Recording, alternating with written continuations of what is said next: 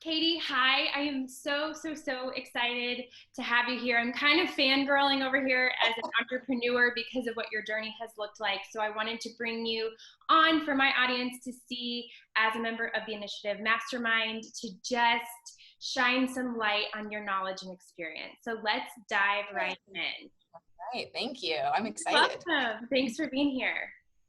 The first question I have for you is what do you do and who do you do it for? Okay, well, that kind of depends on the day. So some days I am managing our rental properties because we're property managers. I also own Morton property, or Morton pottery. So I'm also making pottery for that. And then I also own Focus Forward, where I am coaching divorce clients. So, and I'm also a mom. So it just kind of toggling. Every day is a little bit different. Some days have it all. Some days I'm just doing one thing. So I feel like I have a little bit of like entrepreneurial ADD where it's like I have all these interests and I do different things to kind of fulfill all those different things that I love to do that it just feeds me in different ways. So yeah, it's all over the place, but it's great. Tell me about your entrepreneurial journey. So that is, I really like sharing this story because I think it really highlights asking for what we want, because I think so often people are just scared to ask. It's the initial like asking for what we want with things. And in high school, I had worked for a coffee shop. So I was 17 and I loved my job, like absolutely loved it.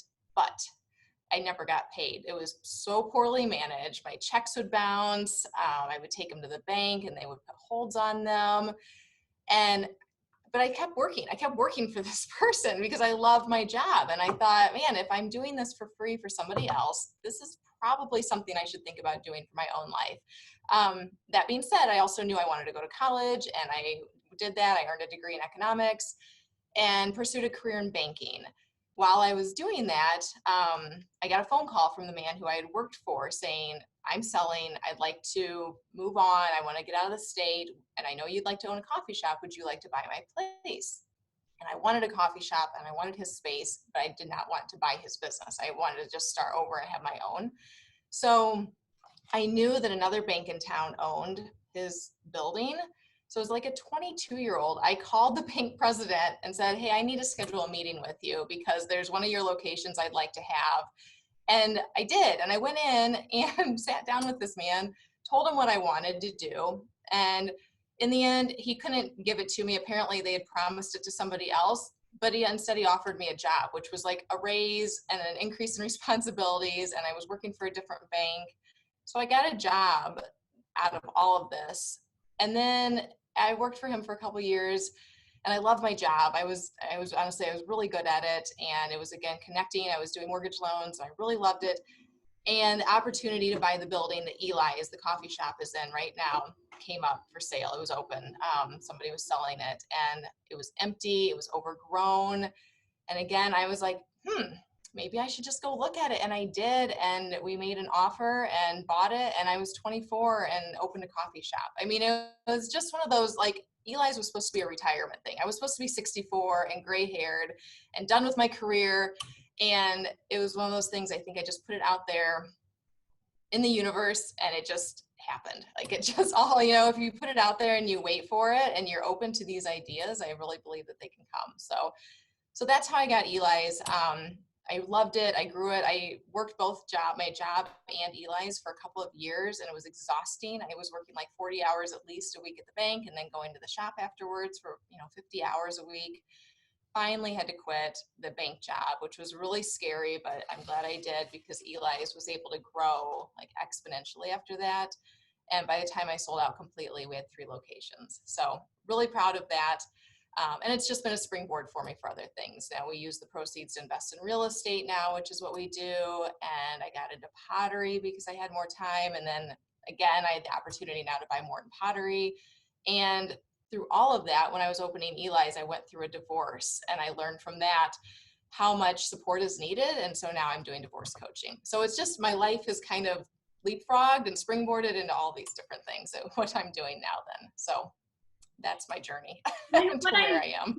I love your experience and how well-rounded it is because you have managed different business models. You know, you've had your hands in a lot of different kinds of businesses in driving revenue.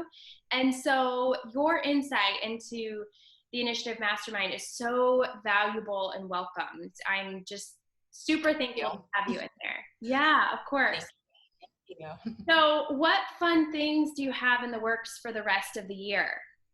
Yeah. So we, right before all of this crazy stuff with coronavirus happened, we had just gotten an accepted offer on another building, a multifamily building. That's what we try to invest in right now. So we're kind of in limbo, but hopefully going to be moving forward on that. And I'm really excited because it'll help us diversify like the number of units that we have, like the type of units. We're trying to grow some efficiency with Morton Pottery because it was really hands-on last fall. I mean, we were spending, when I say we, it was my husband and I, so many hours doing it, and we'd like to free up some of that time for us. So trying to get some kids maybe and like teenagers to help glaze and just make things a little more efficient so we can grow the business in some different ways.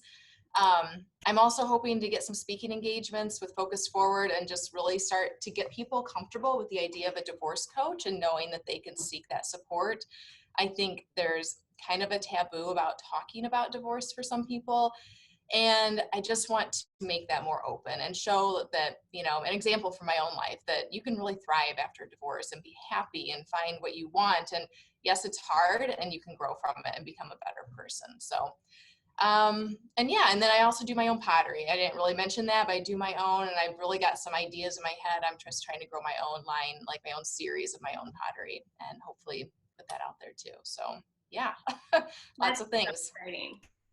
You're really a great example of somebody who has said, this is the life that I want to live, and you've run out and Mhm. you've tackled it. And that's really Thank you. We inspiring. try. Yeah. Yep.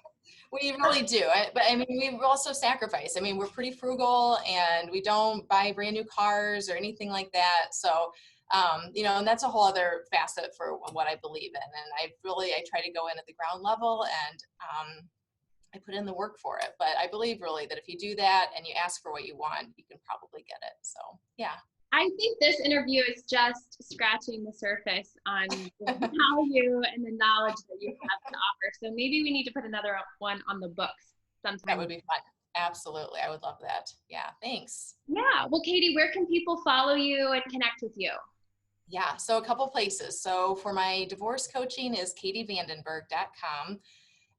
And then for social media for that is Focused Forward LLC, either on Instagram or Facebook. But to kind of get the whole picture of me, you can follow me on Instagram at Katie_Vandenberg. So thank you so much for connecting today. Thank you. It's always fun to talk with you. So you're always such a light and like you have so much energy always. So I get a lot out of talking with you too. Thank you. Thank you. Yeah, It's so powerful to have people around you to share ideas and just to, entrepreneurship can be lonely. So just to connect and be able to share openly is powerful. absolutely. Yeah. Thank you. Thank you, Katie. Bye.